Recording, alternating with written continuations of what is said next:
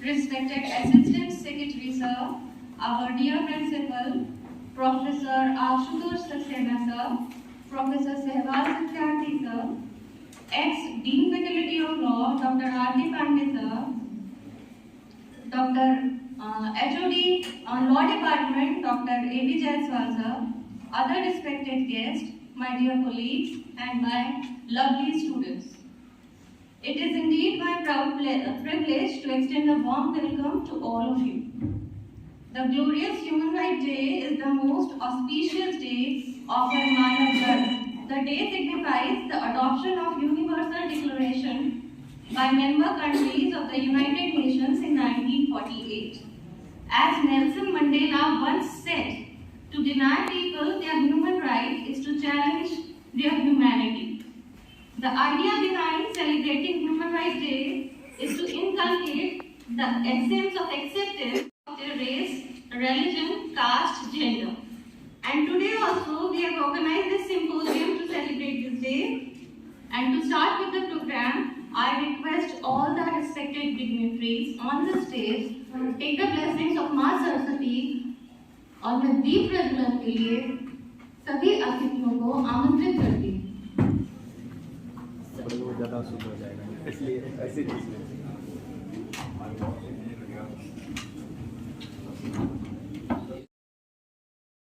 जिसकी जागती रविचंद्र तारक कुंज में और छिटकी है छटा। आदरणीय सचिव जी के स्वागत के लिए प्रोफेसर इंद्रमणि त्रिपाठी सर को आमंत्रित करती हूँ कि पुष्प द्वारा उनका स्वागत करें।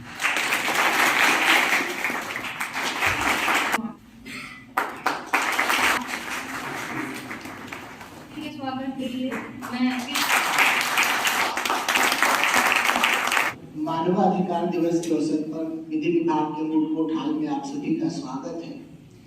अद्वैत वेदांत का दर्शन जहाँ से उपजा हो, जहाँ तुलसीदास से कह रहे हो कि सिया राम मैं सब जग जानो करत प्रणाम जोर जोर प्राणी, वहाँ यूरोपियन दर्शन के प्रभाव में एक नया विषय मानवाधिकार उत्पन्न हुआ जो 2 विश्व युद्धों का उपज है। राज्य सत्ता अपना विश्वास खो चुकी थी, राज्य अपने वैधता के लिए दर्शन लाया। उस पर भारत का एक अपना दृष्टिकोण है जिसके आशुतोष सक्सेना साहब हमारे निमंत्रण पे विभाग में पधारे हैं। आप राजनीतिक विज्ञान के विभागाध्यक्ष हैं क्राइस्ट चर्च कॉलेज में। सामाजिक रूप से आप बहुत एक्टिव हैं और भारतीय चिंतन के प्रकांड विद्वान हैं। सर मैं आपका विभाग में बहुत बहुत स्वागत करता हूं।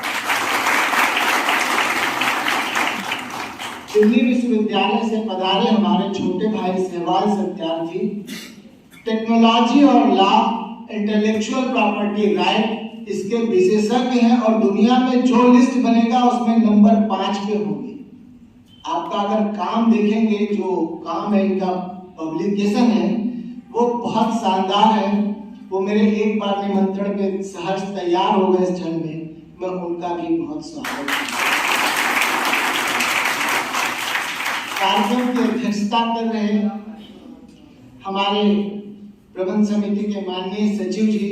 जब मैं इस कार्यक्रम के लिए गया था तो उन्होंने कहा बिल्कुल कराइए, मैं आऊंगा, आप सर आए। हम सभी का, मेरा भी, विभाग का और सभी विद्यार्थियों का उत्साहवर्धन किए। सर हम आपके लिए बहुत बहुत आभारी हैं। के गुप्ता साहब कॉलेज में प्राचार्य भी रहे हैं, प्रबंध समिति में भी हैं और शुरू से ही हमारा मार्गदर्शन करते रहे हैं। सर को मैं निमंत्रित किया, उनका पत्र मैं उन तक पहुंचा नहीं पाया था किसी व्यस्तता की वजह से। सर को मैं फोन पे अपनी बात बताई, सर ने कहा उसकी जरूरत नहीं है, मैं आऊंगा। सर मैं आपका बहुत बहुत सह सचिव माननीय कक्कड़ साहब, सर से मैं फोन पे बात किया और सर आने के लिए सहर्ष राजी हो गए। मैं सर आपका भी आभार व्यक्त। हमारे प्राचार्य जी जो इस पूरे कार्यक्रम के लिए मोटिवेशन है, किसी भी विषय को कब वो किस मोड़ पे ले जाए, वो इतने प्रकांड राजनीतिक विज्ञान के विद्वान हैं कि कभी भी नया टर्न दे सकते हैं और देते रहते हैं। सर आपका भी विभाग में बहुत बहुत स्वागत है। मानवाधिकार दिवस विधि विभाग में मनाया जाए, इसकी शुरुआत करने में प्रोफेसर राजेश पांडे सर का बहुत योगदान रहा है। लगातार उन्होंने इस कार्यक्रम को कराया है, कार्यक्रम के मार्गदर्शक हैं, मैं उनका भी बहुत स्वागत करता हूं। इसके साथ ही विधि विभाग के सभी अपने साथी, सभी विद्यार्थियों का इस हाल में स्वागत करता हूं। हमारे निमंत्रण पे इनमणि सर, संदीप सर यहाँ पधारे, हम उनका भी बहुत स्वागत करते हैं। धन्यवाद सर। इस कार्यक्रम को आगे बढ़ाते हुए अतिथियों के स्वागत के लिए मैं माननीय सचिव जी से निवेदन करती हूँ कि वे शाल द्वारा हमारे प्रोफेसर आशुतोष सक्सेना सर जी का स्वागत करें।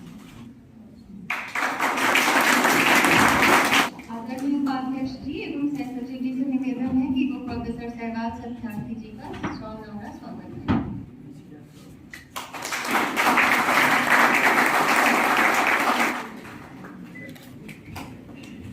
मुझे ये आपको बताते हुए बहुत ही खुशी महसूस हो रही है कि आने वाले फरवरी 2023 में आपके विभाग में सेमिनार का आयोजन किया जा रहा है राइट टू हेल्थ पे, जिसके लिए आज उसके ब्रोशर का विमोचन होने जा रहा है। मैं आदरणीय विभाग अध्यक्ष जी से निवेदन करती हूँ कि वे सेमिनार के ब्रोशर का विमोचन करें।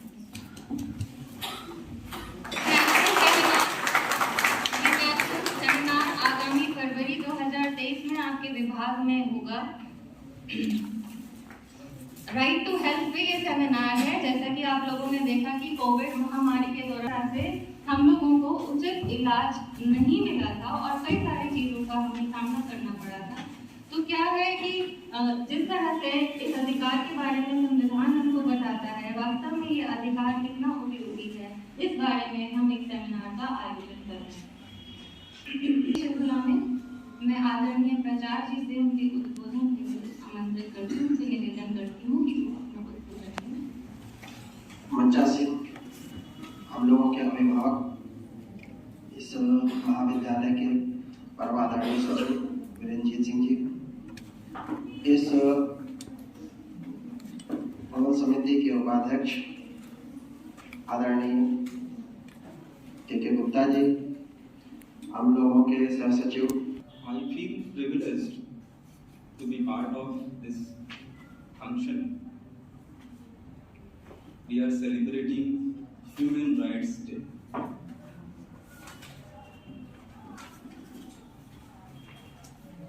In fact, learned Principal Sahib has already pointed out that usually we must celebrate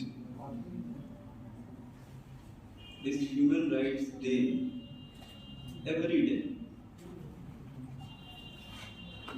Though we organize several functions on 10th December every year, it is to make people aware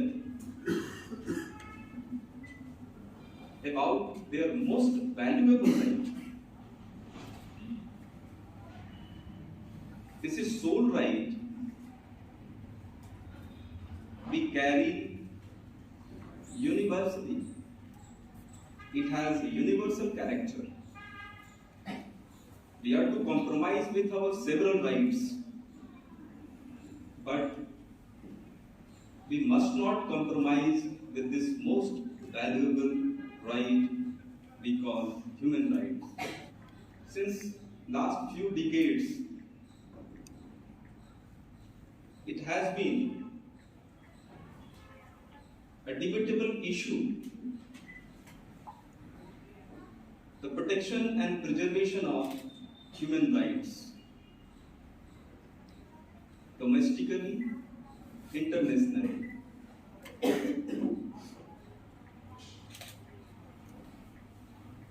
In last few decades, we have seen impact of technology on this subject, on this issue, and it affects lives of throughout the world. And that's why it became a matter of serious concern. And even today, we are being affected by this technology in our day-to-day life.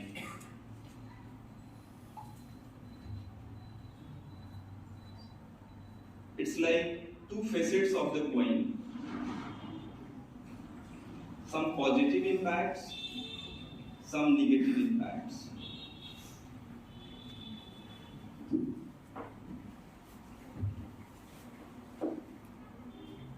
Human rights और technology कहीं ना कहीं से एक दूसरे को प्रभावित करते हैं। कुछ पॉजिटिव, कुछ नेगेटिव। लेकिन हमको ये समझना होगा कि इस कहानी की शुरुआत कहीं से तो हुई होगी, और टेक्नोलॉजी जो है it moves ahead with rapidity, and as far as our legal framework is concerned, our human rights framework is concerned, it moves slowly. Though we have recognized principle that law must not be static. Law गतिमान होना चाहिए, उसमें dynamism होना चाहिए, because law changes its shape as per the needs and requirement of the society. तो उसके लिए dynamism होना चाहिए। इसीलिए कॉन्स्टिट्यूशन में जो आर्टिकल 368 है, अमेंडमेंट का जो प्रावधान दिया गया है, इस डायनेमिज्म को मेंटेन करने के लिए, बनाए रखने के लिए ही दिया गया है कि समाज और राष्ट्र की आवश्यकताओं के अनुसार हम अपने विधि को एक स्वरूप दे पाएं। हम करते हैं, करना ही होगा। लेकिन जब हम तकनीक की बात करते हैं, टेक्नोलॉजी, और मैंने बताया कि ये बहुत ही तेजी से आगे बढ़ता है, कभी कभी हमारी कल्पनाओं से भी ज्यादा तेज भागता है ये। आपके सामने बहुत सारे ऐसे एग्जाम्पल्स हैं जो आप अपनी डे टू डे लाइफ में आप देखते होंगे। आज जो टेक्नोलॉजी है, कल वो ऑब्सोलीट हो जा रही है, वो पुरानी हो जा रही है। आपके हाथ में एक छोटा सा डिवाइस होगा जिसको आप सेलफोन, स्मार्टफोन कहते हैं, उससे अच्छा एग्जाम्पल कुछ नहीं हो सकता है।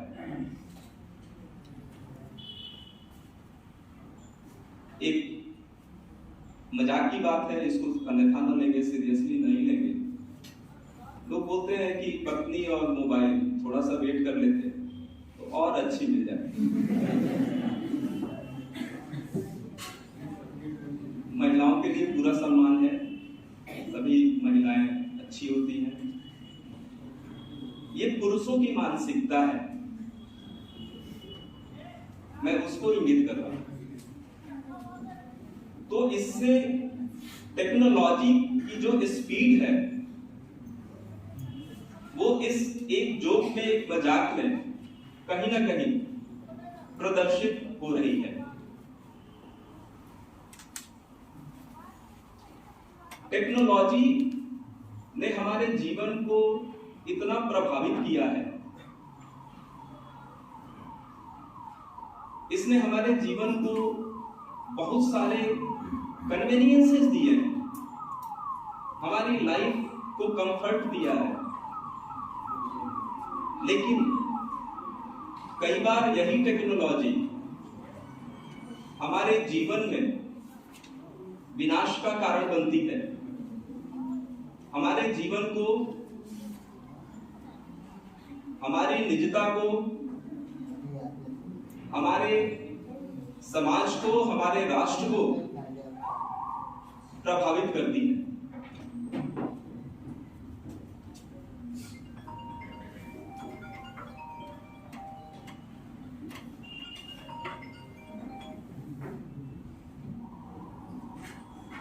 एनसीसी के बच्चे हैं, इनको किसी कार्यक्रम में जाना होगा।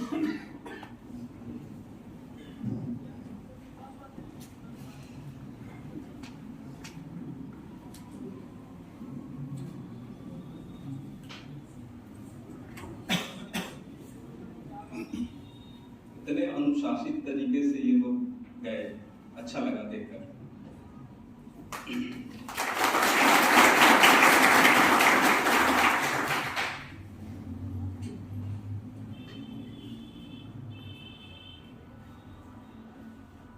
विधि, मानवाधिकार और तकनीक, इसमें सामंजस्य होना बहुत ही आवश्यक है। अगर एक तेजी से भाग रहा है और दूसरा बहुत ही धीमी गति से आगे बढ़ रहा है, तो समस्याएं उत्पन्न होंगी। मैच करना होगा। जब तक आप मैच नहीं करेंगे, या मैं ये कहूं कि आप उसके आगे नहीं सोचेंगे, इस समस्या से समाज को, व्यक्ति को, राष्ट्र को बचाया नहीं जा पाएगा। फोर्सिएबिलिटी होनी चाहिए। अगर तकनीक बहुत तेजी से बदलता है तो हमारे कानून के निर्माताओं को और आगे की सोच रखनी होगी, उस तकनीक से भी आगे की सोच रखनी होगी। फोर्सिबिलिटी, जब तक ये फोर्सिबिलिटी नहीं होगी तब तक इन समस्याओं से हम समाज को, राष्ट्र को नहीं बचा सकते।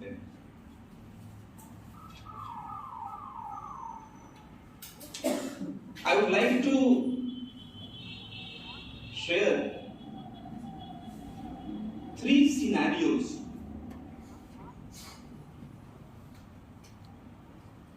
to establish my point, the very impact of technology on human rights.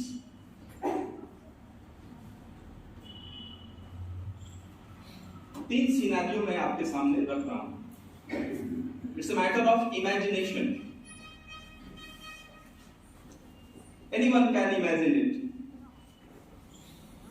आप इसको गंभीरता से बस सोचिए, आपको पूरी कहानी समझ में आ जाएगी, जो इम्पैक्ट है ह्यूमन राइट्स की इस तकनीक का।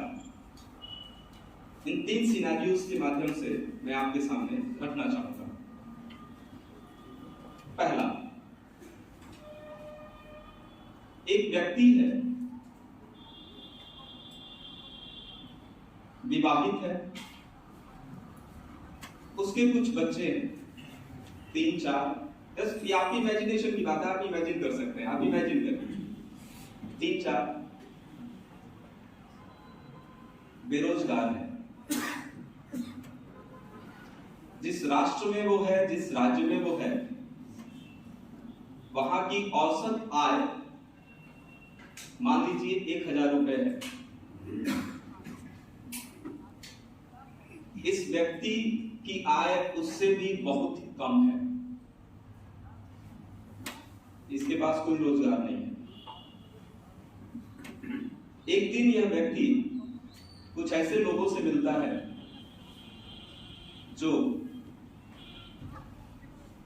किसी खास तरह का प्रलोभन देकर उनको अपना शिकार बनाते हैं और अपने त्वरित लाभ के लिए लोगों के जीवन के साथ खिलवाड़ करते हैं। मैं बात कर रहा हूं जो ह्यूमन ऑर्गन्स के रैकेट्स हैं, उनके बारे में मैं बात कर रहा हूं। इस रैकेट का एक व्यक्ति इस बेरोजगार युवक से मिलता है और इसको यह ऑफर देता है कि तुम अपना एक अंग दो और उसके बदले में तुम्हें 5 लाख रुपए दी जाएगी। 1 लाख रुपए तुम अभी ले लो, 4 लाख रुपए उस ऑर्गन के ट्रांसप्लांट होने पर तुमको दी जाएगी। यह व्यक्ति दुविधा में पड़ जाता है, सोचता है कि मैं क्या करूं, अपनी स्थिति का आकलन करता है, अपने बच्चों को देखता है, अपने परिवार को देखता है, फिर ये सोचता है कि मैं इतना सेल्फिश नहीं हो सकता हूं। मैंने अभी तक अपने जीवन में कुछ ऐसा खास किया नहीं। मेरे बच्चों का भविष्य है, उनका स्वास्थ्य है, उनकी शिक्षा है, मुझे इतना सेल्फिश नहीं होना चाहिए। ये ऑफर मेरे लिए एक बहुत ही बड़ा अवसर है, इससे मैं अपने पूरे परिवार का भविष्य संवार सकता हूं।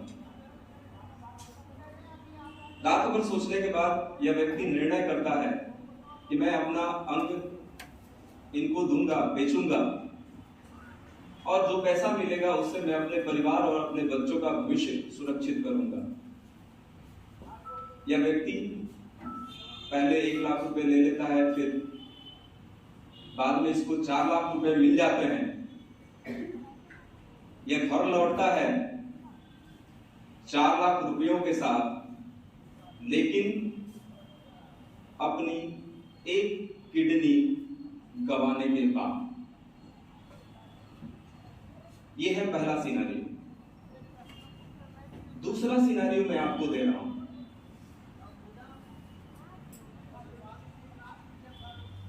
एक मशीन या बहुत सारी मशीनें, जैसे रोबो है, बॉट्स हैं,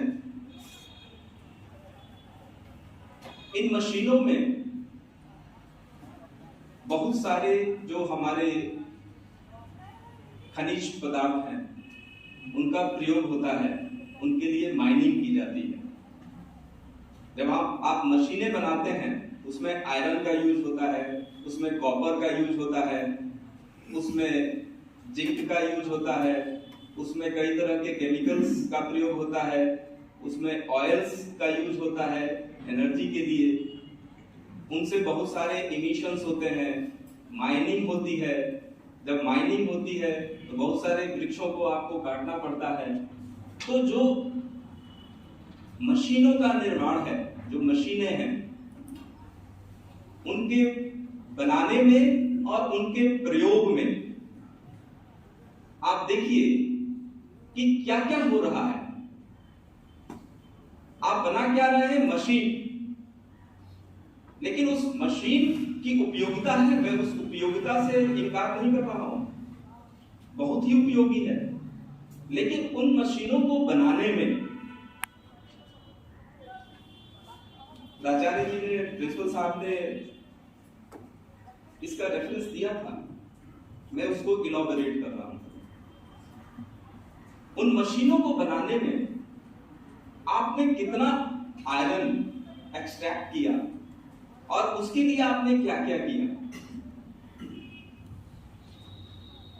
आप इसको एक बार समझिए, इमेजिन करिए। ये दूसरा सिनेरियो। तीसरा सिनेरियो मैं आपके सामने रख रहा हूं। एक बहुत ही युवा व्यक्ति को किसी राज्य का राजा बना दिया जाता है। वो राजा बन जाता है। राजा बनने के बाद वो एक तानाशाह के रूप में काम करने लगता है। उसकी जो प्रवृत्ति है वो एक तानाशाह की है, और वो अपने राज्य के नागरिकों से संबंधित जो जानकारियां हैं, जिसको हम डेटा बोलते हैं, अलग अलग जानकारियां हो सकती हैं, उन जानकारियों पर अपना अधिकार, कंट्रोल रखता है। वो जानकारियां क्या हो सकती हैं? स्वास्थ्य से संबंधित जानकारियां हो सकती हैं, शिक्षा से संबंधित जानकारियां हो सकती हैं, आपके कहीं जाने आने से संबंधित जानकारियां हो सकती हैं, आपके रहने के तरीके, आपके व्यवसाय, आपके क्रय विक्रय की जानकारियां हो सकती हैं। विभिन्न प्रकार की जो जानकारियां हैं, आज के डेट में हम इसको बहुत ही मूल्यवान संपत्ति के रूप में देखते हैं। जो डेटा है, डेटा आज के डेट में बहुत ही वैल्यूएबल हो गया है। इवन हम बात कर रहे हैं कि जो कंट्री डेटा कलेक्शन और डेटा प्रिजर्वेशन जितना ज्यादा कर रही है, उसकी इकोनॉमिक प्रोग्रेस उतनी ज्यादा हो रही है। आप अपने जीवन के व्यवहार में आप देख सकते हैं कि जो ये डेटा है, ये किस तरह से आपके जीवन को भी प्रभावित कर रहा है।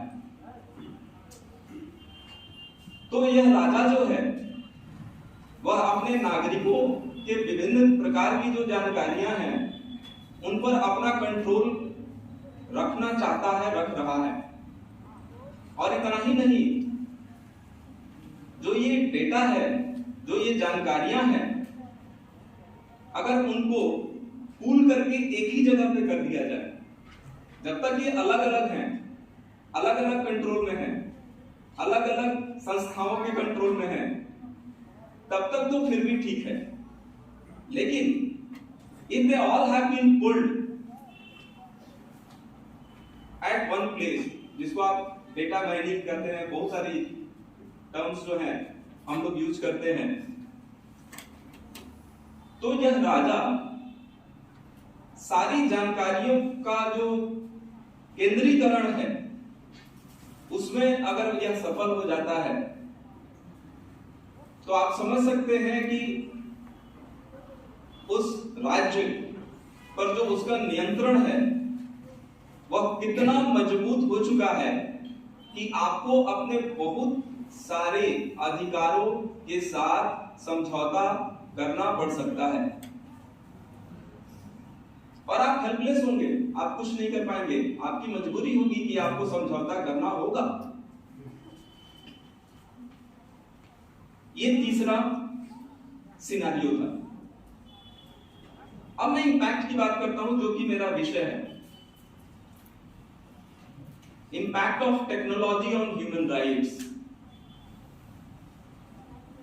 जो पहला सिनेरियो मैंने आपको दिया, it reflects impact of technology on body of human kind. First impact, body of human kind, जिसमें वो बिना एक किडनी के वापस घर आता है 4 लाख रुपयों के साथ। ये पहला सिनेरियो था। दूसरा, impact of technology on environment. और एनवायरमेंट हमारे ह्यूमन राइट्स का एक अभिन्न भाग है, इससे इनकार नहीं किया जा सकता है। यह आपके स्वास्थ्य, आपके शरीर को भी प्रभावित करता है। ये दूसरा इम्पैक्ट था। तीसरा जो है, वो है impact on society, impact on people. ये मास इम्पैक्ट की बात मैं कर रहा हूं। नागरिकों पर जो प्रभाव होता है इस तकनीक का, इन तीनों सिनेरियो के माध्यम से मैं यह स्पष्ट करना चाहता था कि जो तकनीक है, जो टेक्नोलॉजी है, उसका प्रभाव, आप अगर सोचते हैं कि हमारा ह्यूमन राइट है और जो बहुत ही बेसिक ह्यूमन राइट्स हैं उन्हीं पर है, तो आप भ्रम में हैं। इसके दूरगामी परिणाम है, प्रभाव है। शुरू में ही मैंने कहा था कि कुछ पॉजिटिव हैं, कुछ निगेटिव हैं। पॉजिटिव भी सिर्फ नेगेटिव बातें नहीं की जा सकती हैं, लेकिन हाँ, समाज को अगर आगे ले जाना है, समाज की अगर रक्षा करनी है, राष्ट्र की रक्षा करनी है, तो आपको अधिक ध्यान उन नेगेटिव एस्पेक्ट्स पर, जो नेगेटिव इंपैक्ट्स हैं, उनको लेकर होना ही चाहिए। जैसे कि मैं आपको अगर उदाहरण दूं, इंटरनेशनल लेवल पर भी अगर आप देखते हैं तो बहुत सारी संस्थाएं हैं जो ह्यूमन राइट्स को लेकर काम करती हैं। यूएन की बहुत सारी एजेंसीज हैं जो ह्यूमन राइट्स को लेकर काम करती हैं। शुरू में जो तकनीक है और जो रिसर्च है, जो साइंटिफिक रिसर्च है,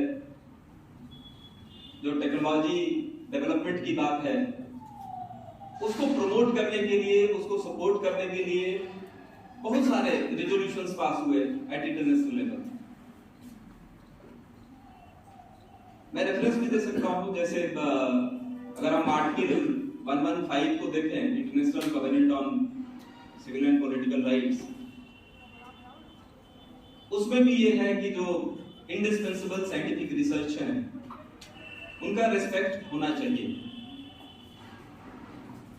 उनका रेस्पेक्ट होना चाहिए। तो कहीं ना कहीं से हम तकनीक को बढ़ावा देने के लिए, तकनीक को सुरक्षा प्रदान करने के लिए, रेस्पेक्ट दिलाने के लिए, उसको आगे बढ़ाने के लिए हम प्रतिबद्ध थे। लेकिन बाद में बहुत सारे ऐसे उदाहरण मिले जब निगेटिव इंपैक्ट्स दिखने लगे, तो रियलाइज होने लगा, तो बहुत सारे ऐसे कंसर्न्स डेवलप हुए और उन कंसर्न्स को लेकर समय समय पर जो हमारी अंतर्राष्ट्रीय संस्थाएं हैं, उन्होंने अपने रेजोल्यूशन में कहा कि ठीक है, तकनीक होना चाहिए, लेकिन तकनीक का स्वरूप जो हो वो इन उद्देश्यों के लिए होना चाहिए। जैसे कि अगर UN commission on human rights है, उसका एक रेजोल्यूशन आया 1986 में, उसी तरह से यूएन असेंबली का एक रेजोल्यूशन आया 1975 में, 10 नवंबर 1975 को, और 86 में जो आया वो 9th रेजोल्यूशन था उसका, UN commission on human rights. इनमें उस तकनीक के नकारात्मक प्रभावों को ध्यान में रखते हुए बहुत सारे कंसर्न्स जाहिर किए गए अंतर्राष्ट्रीय संस्थाओं के द्वारा। सही है, होना चाहिए। आज के समय में अगर आप अपने जीवन को ही अगर आप देखते हैं तो तकनीक प्रभावित कर रही है, हमारे एक एक गतिविधि को तकनीक प्रभावित कर रही है। इसी को लेकर विधि विशेषज्ञों ने भी समय समय पर अपनी बातें रखी हैं, समय समय पर वो अपने कंसर्न्स समाज के सामने रखते हैं। बहुत सारे ऐसे उदाहरण हैं आपके सामने। जैसे अगर आप जो विधि के छात्र होंगे उनको पता होगा कि 2017 में सुप्रीम कोर्ट का एक 9 बेंच का एक जजमेंट आया, justice K S. Puttaswamy versus union of India. Supreme court declared right to privacy a fundamental right. बहुत ही बड़ा निर्णय था ये, बहुत ही बड़ा निर्णय था।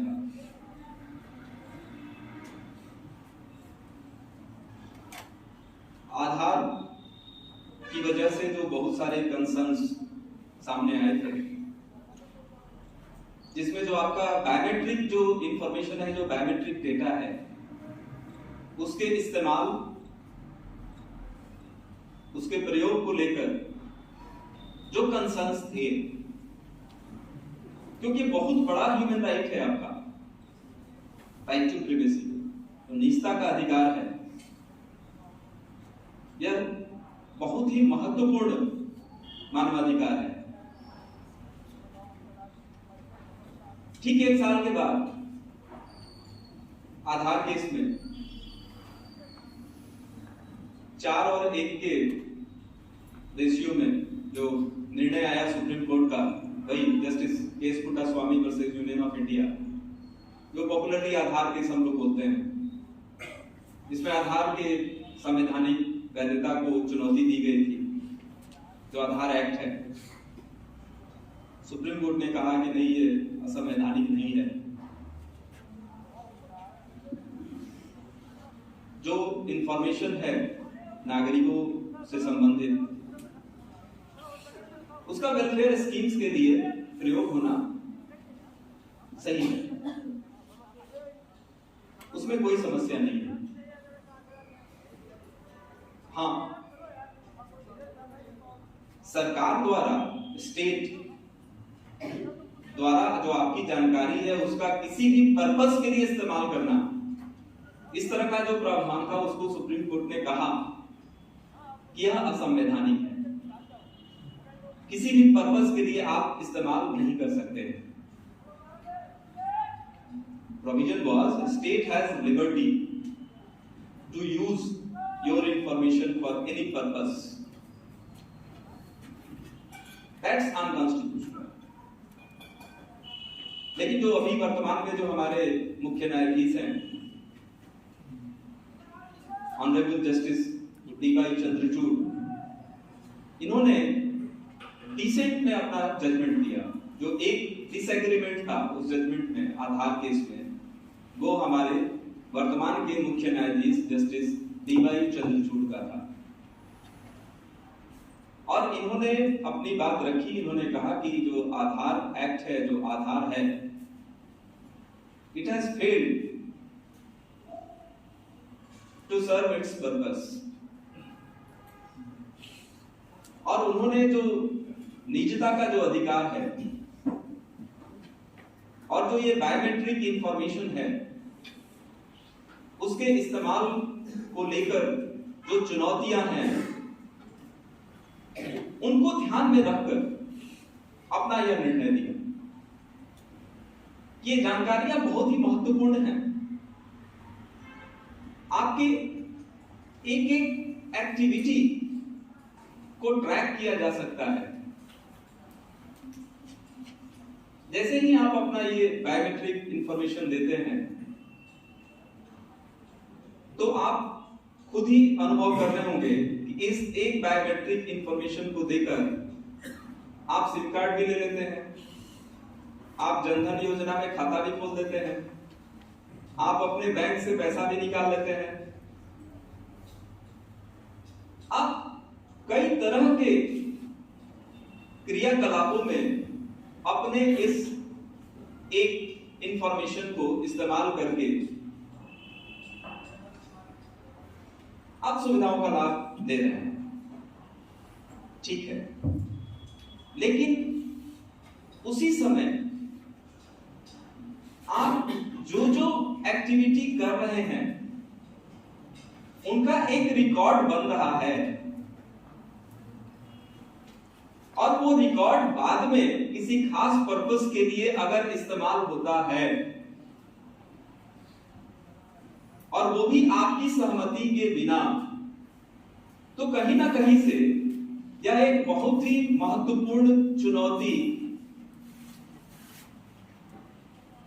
सामने रख रहा है।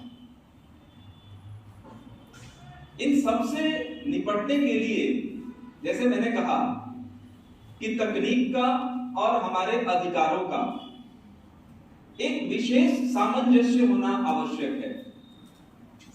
बिना उस विशेष सामंजस्य के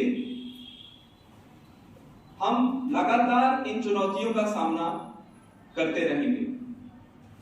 अगर मैं आपके जीवन से ही अगर कुछ उदाहरण दूं,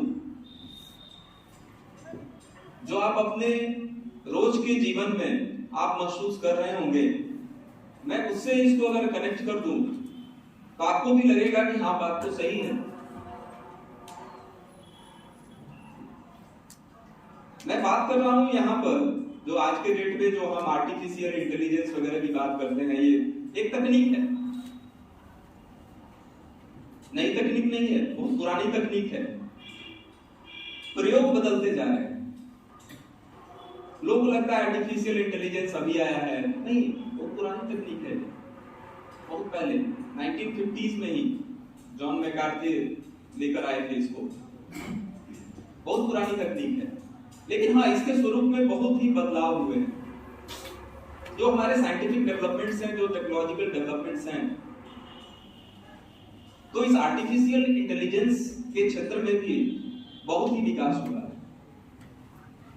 काफी आगे बढ़ गया है और हमारे जीवन को प्रभावित कर रहा है, हमारे मानवाधिकारों को प्रभावित कर रहा है, रोज कर रहा है, हर वक्त कर रहा है, इस वक्त भी कर रहा है। मैं यहाँ भाषण दे रहा हूं, मेरे जेब में मेरा एक मोबाइल फोन है। अगर मैंने किसी भी एप्लीकेशन के लिए इसके माइक्रोफोन के इस्तेमाल की अनुमति प्रदान की है, जानते हुए या अनजाने में, तो मेरा यह भाषण सिर्फ आप नहीं सुन रहे हैं, यह हो सकता है अमेरिका के किसी सर्वर में रिकॉर्ड हो रहा होगा। आपके एक एक कदम पे नजर रखी जा रही है, यही आर्टिफिशियल इंटेलिजेंस है। आपकी एक एक बात सुनी जा रही है, आपकी हर एक गतिविधि का रिकॉर्ड बनाया जा रहा है, यही आर्टिफिशियल इंटेलिजेंस है। हमारे जीवन को प्रभावित कर रहा है, sometimes knowingly, sometimes unknowingly. We have given the consent. ऐसा नहीं है कि वो आपकी सहमति के बिना हो रहा है। जब आप आवाज उठाएंगे तो वो कानूनी रूप से अपनी बात को सिद्ध कर देंगे कि जो भी ये हो रहा है वो आपकी सहमति से हो रहा है, आपने सहमति दी है। बिना आपकी सहमति के कुछ नहीं हो रहा है। तो सिर्फ कानून बना देने से ही समस्याओं का समाधान नहीं होगा, आपको भी जागरूक होना पड़ेगा, आपको भी अपने महत्वपूर्ण अधिकारों के बारे में सोचना होगा। मैंने कहा sometimes knowingly, sometimes unknowingly, most of the times unknowingly we give the consent because we are in hurry, we are to get the benefit as soon as possible, we are to have fun maximum level soon, very soon. That's why we give the consent. आपको social media का इस्तेमाल करना है, आप क्या करते हैं? आप प्ले स्टोर में जाते हैं, गूगल प्ले में जाए या जो भी है, कहीं आप गए, वहां से एक एप्लीकेशन आप डाउनलोड करते हैं। बहुत जल्दी में आपने तुरंत मोबाइल नंबर, ईमेल आईडी सब दिया आपने, या फिर कोई आप सॉफ्टवेयर ही डाउनलोड करते हैं, तो डाउनलोड करके सीधे आप प्रयोग नहीं कर पाते हैं। ध्यान दीजिएगा, एक ऑप्शन आता है, उसमें आपको टिक करना होता है आई एग्री, और बहुत ही छोटा छोटा लिखा रहता है टर्म्स एंड कंडीशन, केवल लिखा रहता है। अब टर्म्स एंड कंडीशन क्या है, जब तक आप उसको क्लिक नहीं करेंगे आप नहीं देख पाएंगे। तो मेजॉरिटी तो क्लिक ही नहीं करते हैं, वो बस आई एग्री वाले में यस साइन बनाते हैं और एक्सेप्ट।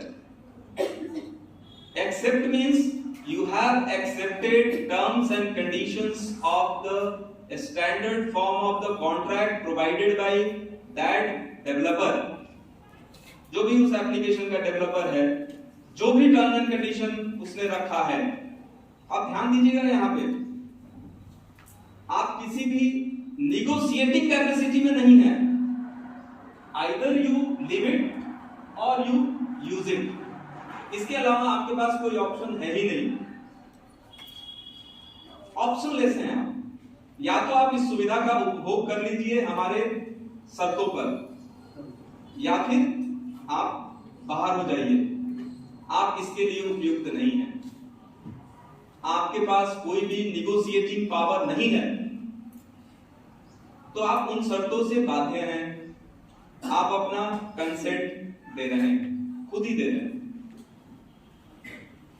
आप अगर उन शर्तों को पढ़ेंगे तो आप आश्चर्य में पड़ जाएंगे। अभी तक आपने नहीं देखा होगा, आप कभी देखिएगा कि कैसी कैसी बातों के लिए और कैसे कैसे कार्यों के लिए आपका और आपकी सहमति ले ली गई है और आपने दी है।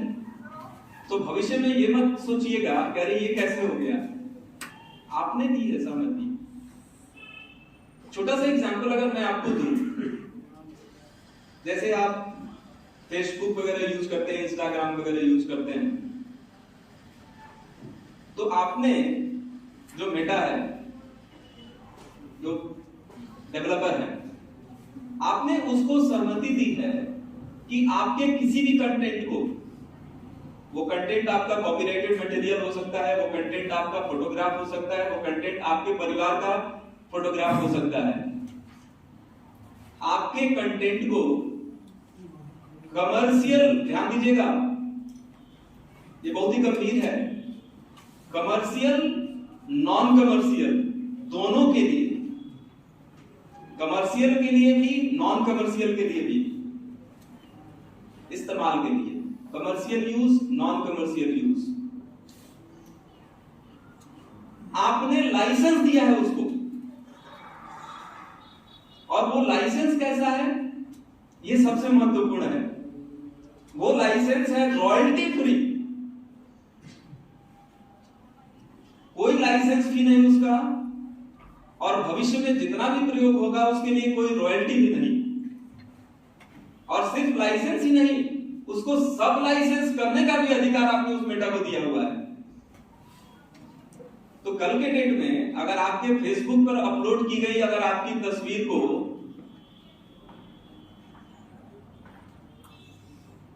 युगांडा और इंडोनेशिया में किसी साबुन बेचने वाली कंपनी के प्रचार में अगर इस्तेमाल कर दी गई है,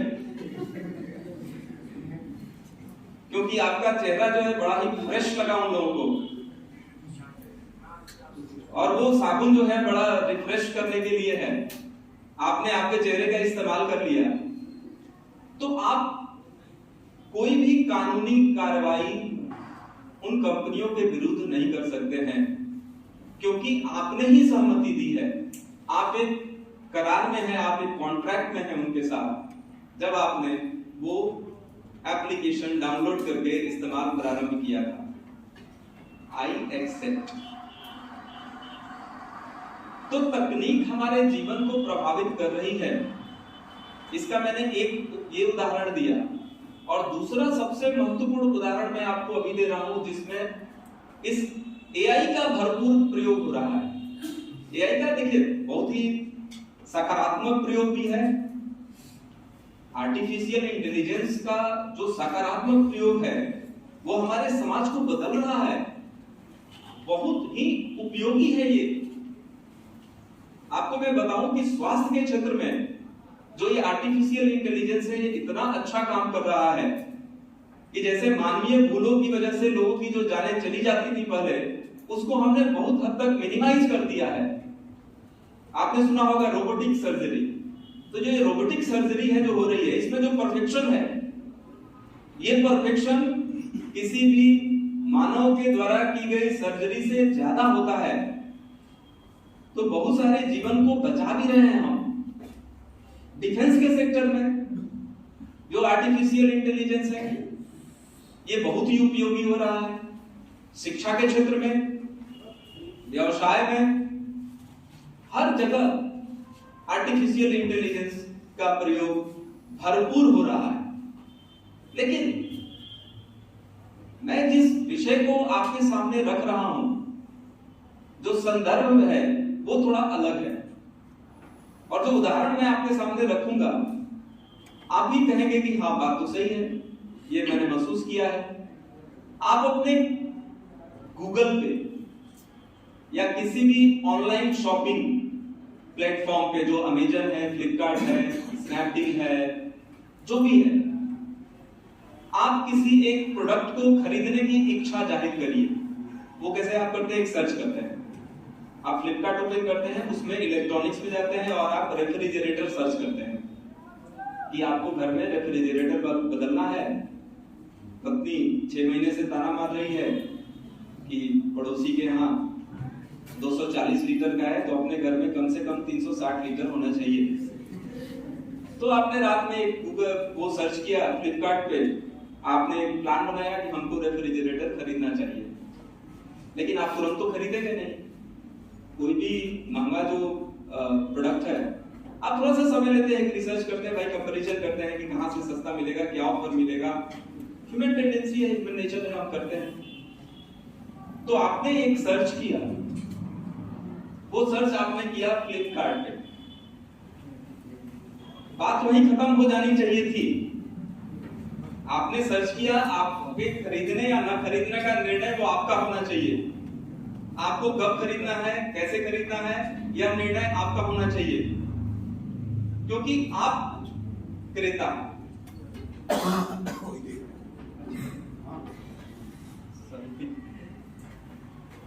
टाइम लग रहा है थोड़ा एक्सीड करके। एनीवे, मैं इसी के बाद कंक्लूड कर दूंगा, और भी वक्त है।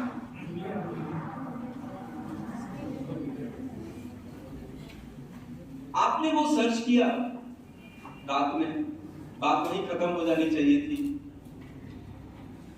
अगली सुबह आपने मनोरंजन के लिए अपना इंस्टाग्राम पेज ओपन किया। तो जब आप स्क्रॉल करना शुरू करते हैं तो आपको सिर्फ और सिर्फ रेफ्रिजरेटर के ही एडवर्टीजमेंट उस इंस्टाग्राम पेज पे आपको दिखाई देते हैं। आप जब अपना फेसबुक खोलते हैं, वही रेफ्रिजरेटर के जो एडवर्टीजमेंट्स हैं, अलग अलग ब्रांड्स के अलग अलग ऑफर के साथ, वो रिफ्लेक्ट होते हैं आपके उस सोशल मीडिया पेज पे। यही आर्टिफिशियल इंटेलिजेंस है। आपने एक सर्च किया, वो आपकी एक गतिविधि थी, उस गतिविधि को रिकॉर्ड की गई और उस गतिविधि को साझा की गई विभिन्न कंपनियों के साथ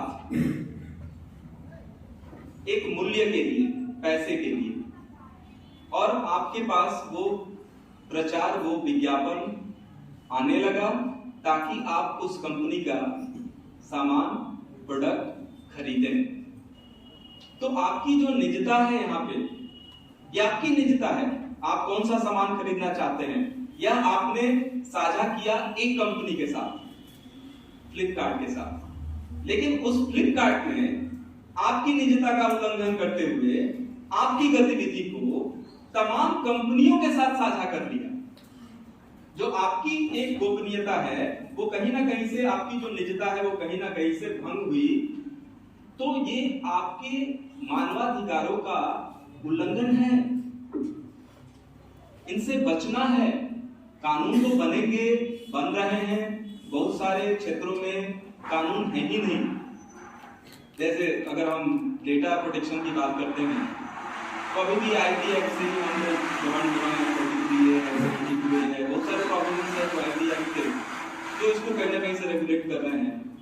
एक विशेष कानून की आवश्यकता है और उस विशेष कानून के माध्यम से हम इन गतिविधियों को कहीं ना कहीं से नियंत्रित कर सकते हैं, ताकि लोगों की निजता का सम्मान हो सके और उनके मानवाधिकारों का संरक्षण हो सके। इन्हीं शब्दों के साथ मैं अपनी वाणी को विराम देता हूँ। बहुत बहुत धन्यवाद।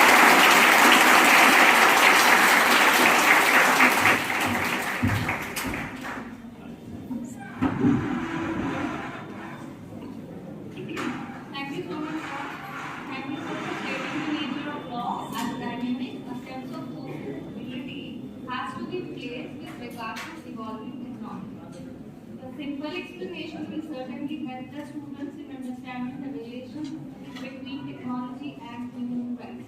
Thank you so much, sir. I'm sorry for the interruption.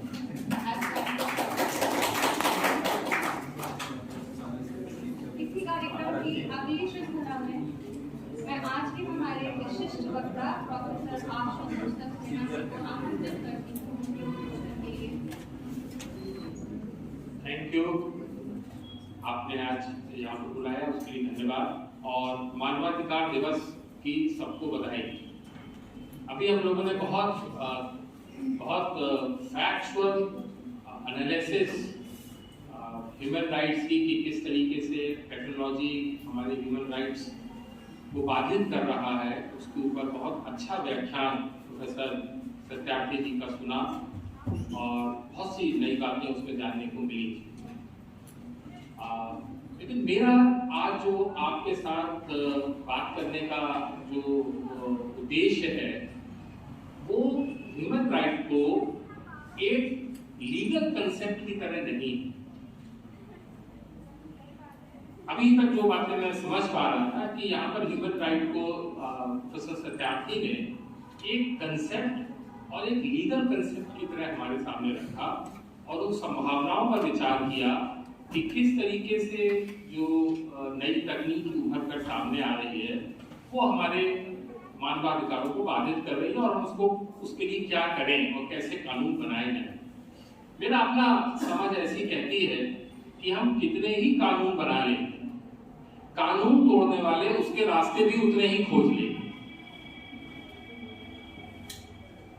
वो कब खत्म हो सकता है ये सिलसिला, कानून बनाना और कानून तोड़ने का सिलसिला?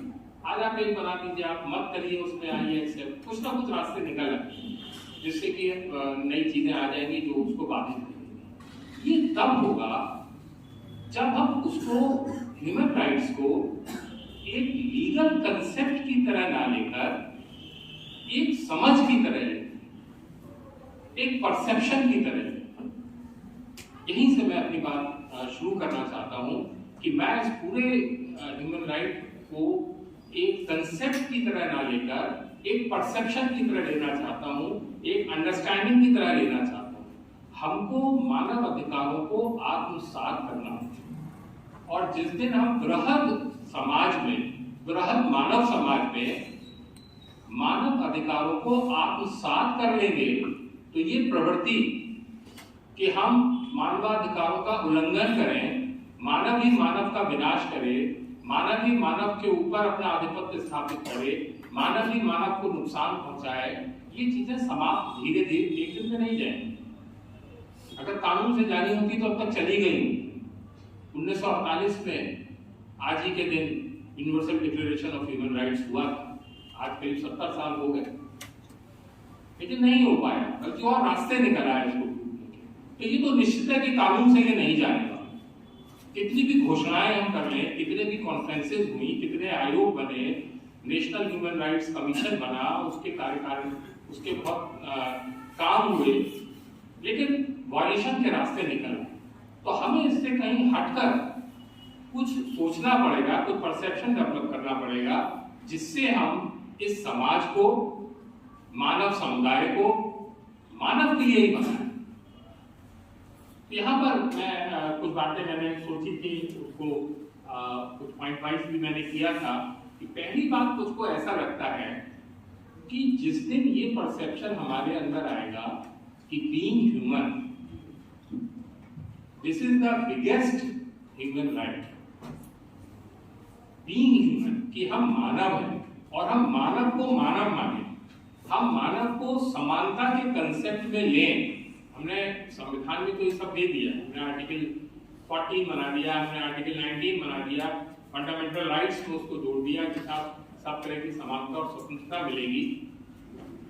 लेकिन जिस दिन हम ये समझना शुरू कर दें कि हम मनुष्य हैं, उस दिन ये समस्याएं समाप्त होने लगेंगी। मनुष्य मनुष्य के ऊपर आधिपत्य स्थापित करना समाप्त कर देगा। और जैसा शुरुआत में प्राचार्य जी, प्रोफेसर विपिन जी ने एक बात कही थी कि हम में ये समझ डेवलप करनी पड़ेगी कि we are part of this nature, we are not masters of this nature. हमारे प्रयास लगातार ये रहे कि हम प्रकृति को अपने बस में कर लें, और प्रकृति को अपने बस में करने के लिए हमने नाना प्रकार के यत्न किए। हमने औद्योगिकरण लाए, अच्छी बात है, विकास होना चाहिए, लेकिन औद्योगिकरण, industrialisation, globalisation, technical development at the cost of war.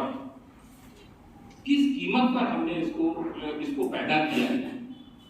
ये पृथ्वी, ये प्रकृति, हम उसके केवल एक हिस्सा है, हम उसके मास्टर्स नहीं। एक इकोलॉजिकल बैलेंस, हमारा भी इस पर उतना ही हक है जितना चींटी का हक है, जितना हाथी का हक है, या जितना किसी पेड़ पौधे का हक है, या जितना किसी सरोवर, तालाब और समुद्र का हक है, उतना ही हमारा हक है, उससे ज्यादा नहीं। तो हमको ये जो म्यूचुअल रिलेशनशिप है with all aspects of human beings, वो एक डेवलप करनी है।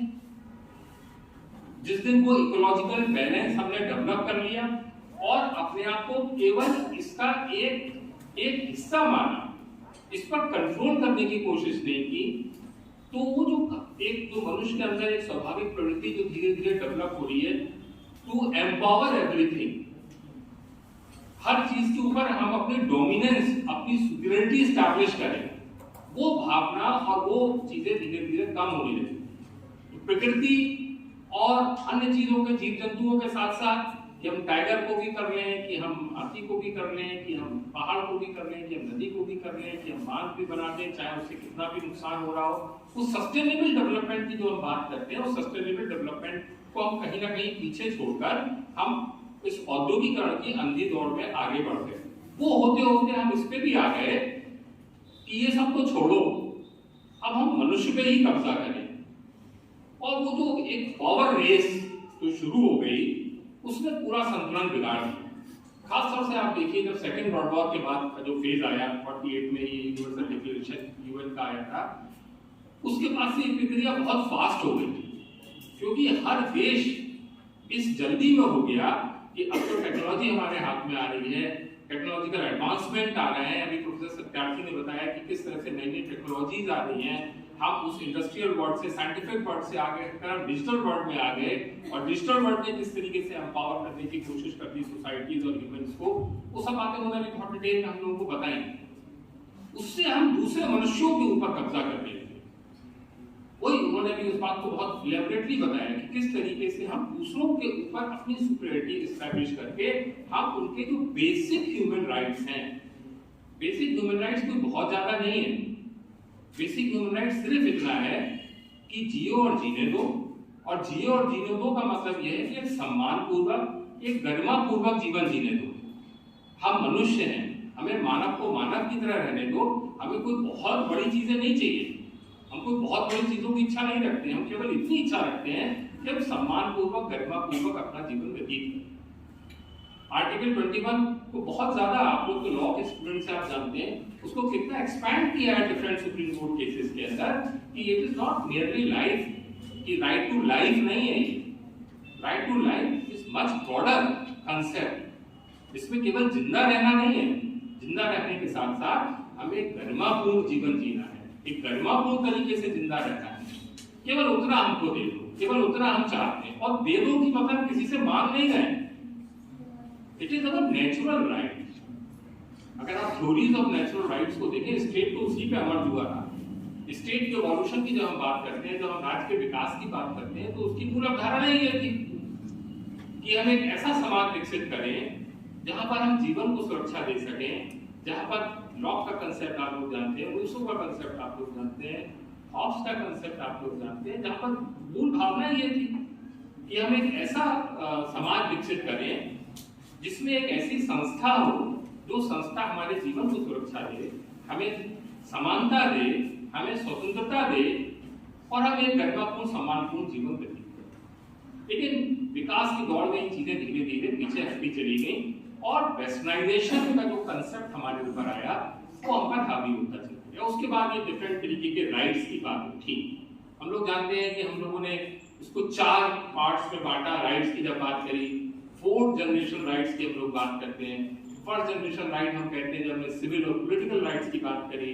सेकंड जनरेशन राइट्स की जब हमने बात करी, जब हमने इकोनॉमिक, सोशल और कल्चरल राइट्स की बात करी। थर्ड जनरेशन राइट देखिए बड़ा इंपॉर्टेंट हो गया, ये दोनों मिल गए कहीं ना कहीं। अलग अलग संविधानों में आप देखें, अलग अलग देशों में आप देखें, ये राइट्स हमको मिल गए, भले ही इसका इम्प्लीमेंटेशन नहीं हो पा रहा। भारत में भी है और देशों के अंदर भी है, इस तरीके की समस्याएं हुई कि हमको उसका प्रॉपर इम्प्लीमेंटेशन नहीं हो पा रहा। चौथे में हमने अब इन सबसे ऊपर उठकर हम लोग बात करने लगे राइट ऑफ सेल्फ डिटर्मिनेशन।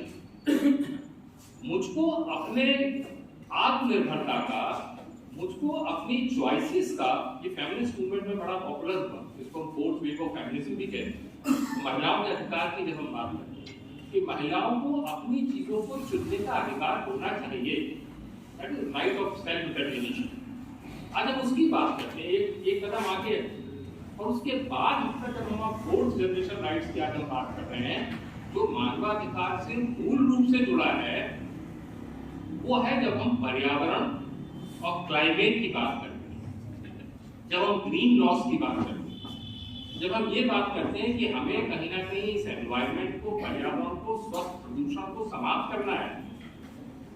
कभी आज हमारे माननीय प्रधानमंत्री जी भी, उन्होंने, मैं उनका कल ही पढ़ा रहा था कि शायद लास्ट ईयर उन्होंने ह्यूमन राइट डे नहीं, इसका NHRC के स्थापना समारोह पर उन्होंने ये बात की। उन्होंने कहा कि जो मूल चीजें हैं वो हमको मिले, हमको पीने का पानी मिले साफ, हमको स्वस्थ पर्यावरण मिले, हमको सांस लेने के लिए वातावरण मिले, हमको साफ सुथरा समाज मिले जिसमें हम रहें। वो साफ सुथरा समाज केवल सफाई से मतलब नहीं है, मानसिक रूप से भी साफ सुथरा समाज मिले जिसमें हम अपने विचारों की अभिव्यक्ति कर सकें स्वतंत्र रूप से।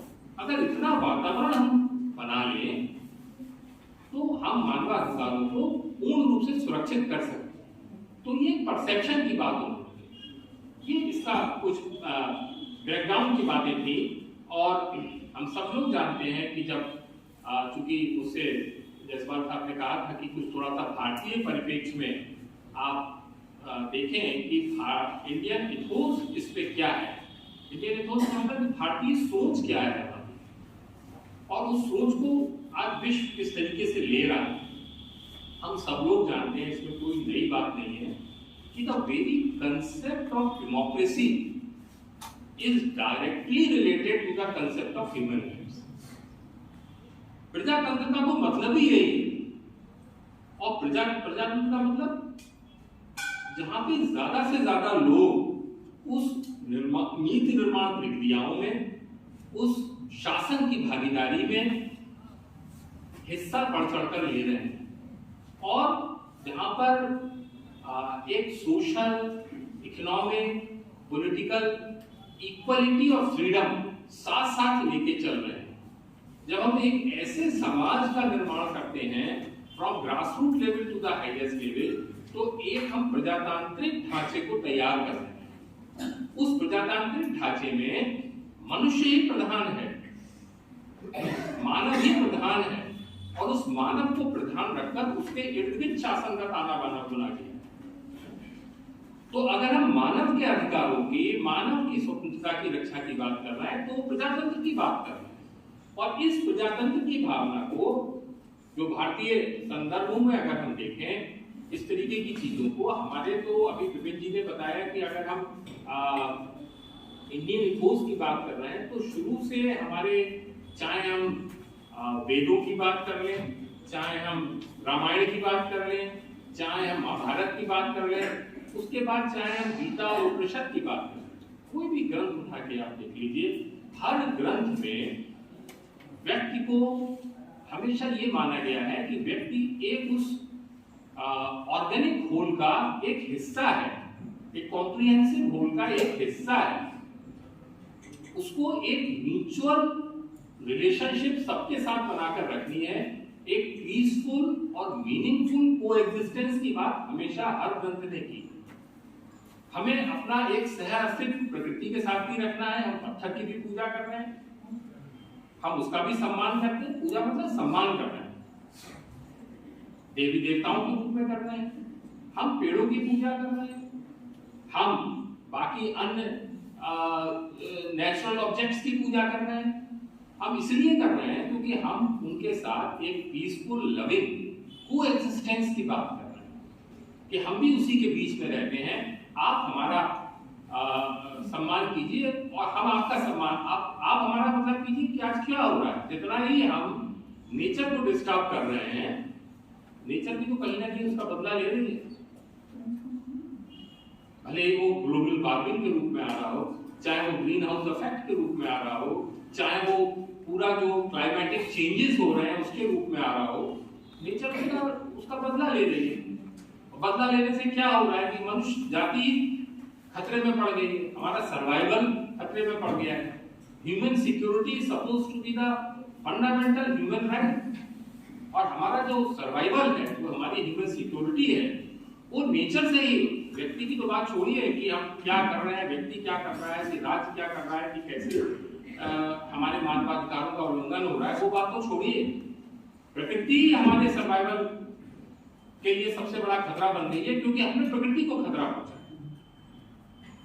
तो एक ये म्यूचुअल रिलेशनशिप की बात जो हमारे भारतीय साहित्य के जिनके मैंने नाम लिए उसमें हमको बहुत स्पष्ट रूप से दिखाई दी। इसके बाद जैसा मैंने यहाँ पे लिखा था कि वेद, रामायण, महाभारत, उपनिषद, बुद्ध हम सब लोग जानते हैं। वेद teachings of Buddha, peaceful coexistence, कब उन्होंने लिखा? अशोका ने उसको अपनाया। अशोका का जो धम्म का कंसेप्ट है वो पूरा इसी पर बेस्ड है कि कैसे हम पीसफुल कोएग्जिस्टेंस के साथ रहें। जब हमारा संविधान बना, हमने उसको मूल मंत्र माना, वसुधैव कुटुंबकम, यूनिवर्सल ब्रदरहुड, विश्व के रहने वाले सभी लोग समान हैं, सभी लोग एक हैं। पंचशील के सिद्धांतों को, पीसफुल कोएग्जिस्टेंस को, इसको बेस मानकर जो इंडियन फिलॉसफी का जो दर्शन है, जो दर्शन का जो आधार है, उसको हम लोगों ने अपने संविधान में स्वीकार किया। वैसे ही मैं दो उदाहरण देख रहा कि किस तरीके से हमारे पुराने साहित्य में, रामायण महाभारत में हमको किस तरीके से एक कंसेप्ट मैसेज देते हैं। जैसे एक जगह उदाहरण है, हम सब लोग बहुत पॉपुलर, हम सब लोग जानते हैं कि राम ने शबरी के जो पेड़ थे वो खाए।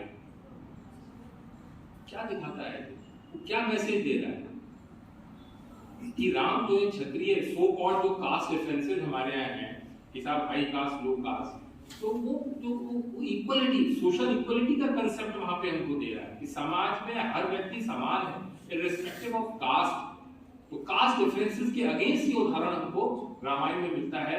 या केशव जिसके उन्होंने पैर, वो जो थे उसके पैर धोए थे, वो हमें उदाहरण मिलता है कि क्षत्रिय जो हाई कास्ट है वो लो कास्ट के साथ भी बिल्कुल बराबरी का बर्ताव करता है, क्योंकि बेसिक ह्यूमन राइट है कि मनुष्य बराबर है।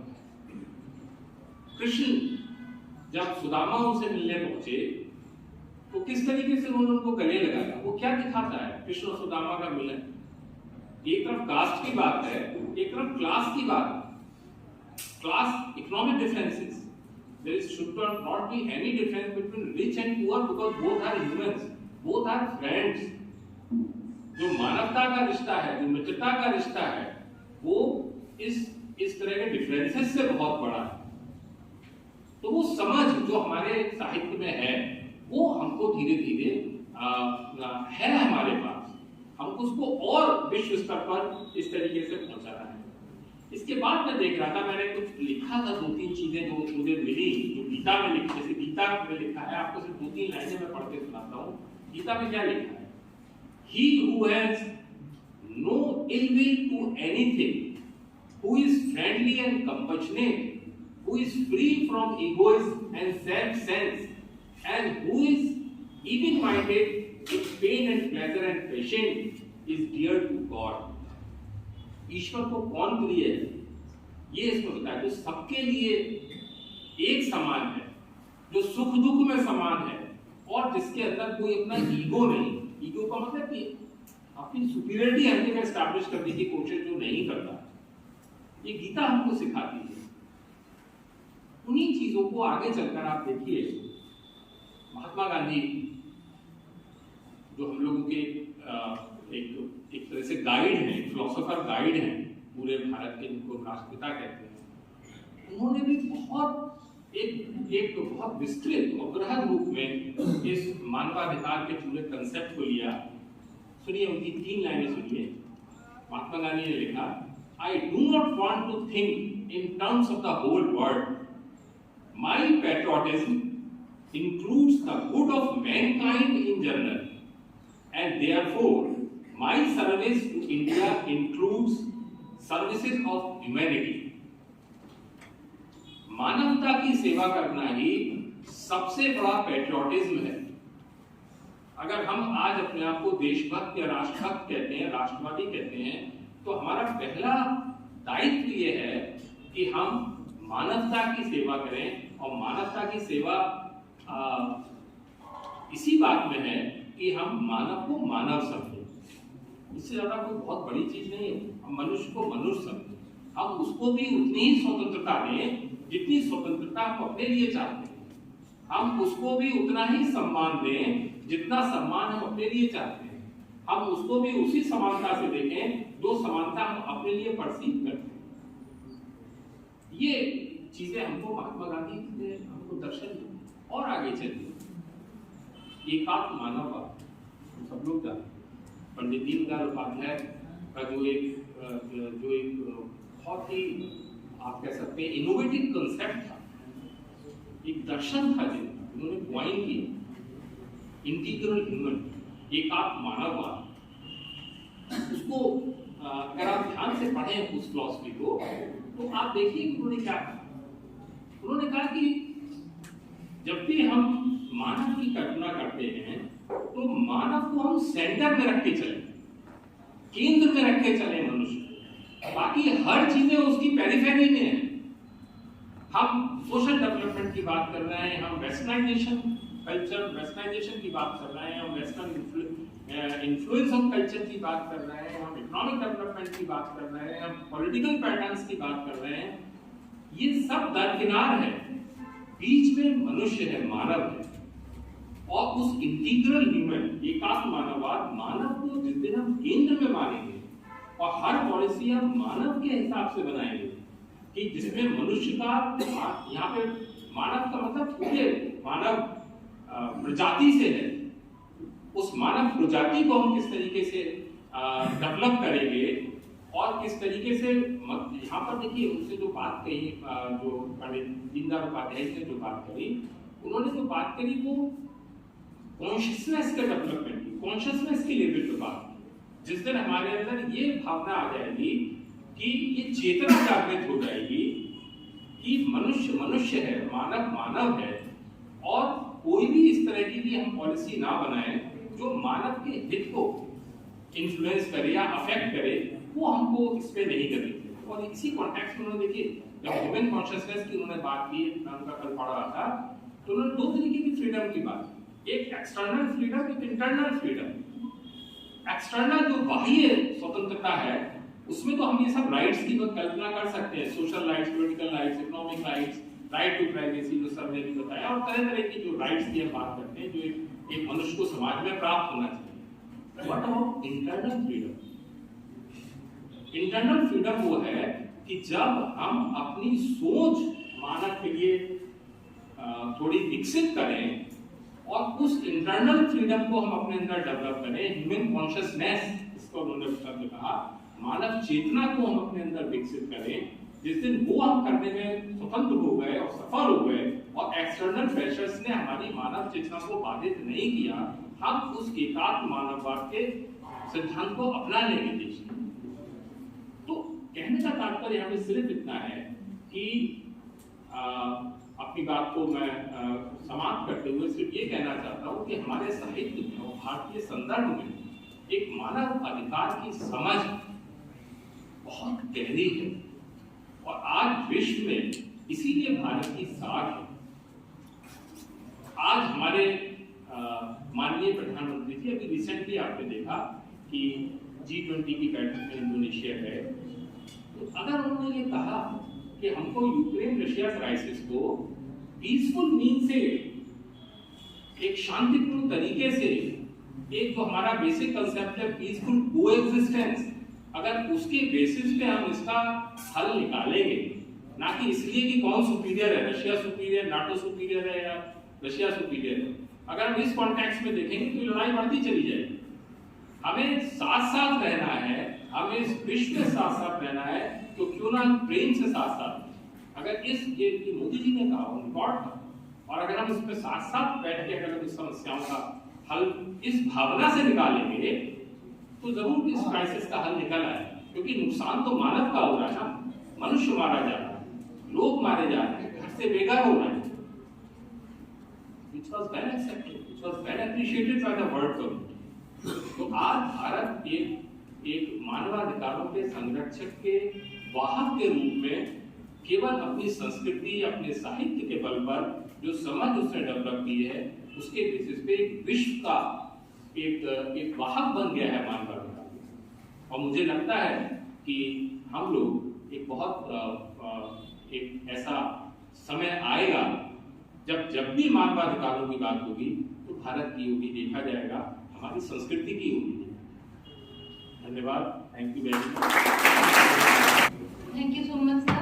You provided us with a thinking that human right is not only a legal right, but there should be a change in perception that they are natural rights. Indeed, it is our eye-opening. Thank you so much, sir. इस कार्यक्रम की श्रृंखला को आगे बढ़ाते हुए मैं आदरणीय उपाध्यक्ष जी डॉक्टर के गुप्ता जी को उद्बोधन के लिए, संक्षिप्त उद्बोधन के लिए आमंत्रित करती हूँ। ये इस कार्यक्रम जो मानवाधिकार से संबंधित है, आप सबके सहयोग से चल रहा है और आज दो विद्वानों ने जो भिन्न भिन्न पक्ष इसके हैं हम सबके सामने रखे हैं। सह सचिव प्रबंध समिति श्री सुरेंद्र खक्कर जी को उनके उद्बोधन के लिए आमंत्रित करती हूँ। सभी समय बहुत हो गया है, मुझे खुद देर हो गई।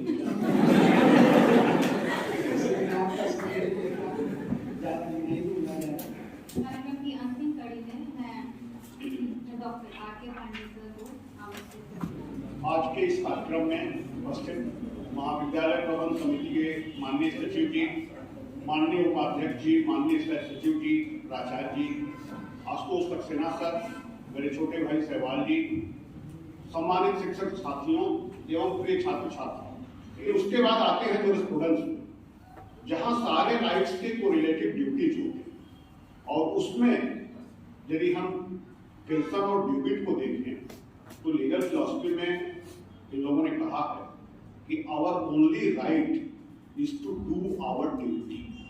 और सबसे अधिक धन्यवाद प्रिय छात्र छात्राओं को, क्योंकि उन्हीं के लिए ये कार्यक्रम है, उन्हीं का ये कार्यक्रम है और भविष्य में मैं उम्मीद करूंगा कि इसके आयोजन में उनकी सक्रियता और बढ़ेगी। धन्यवाद। कार्यक्रम के खत्म होने की मैं कोशिश करती हूँ।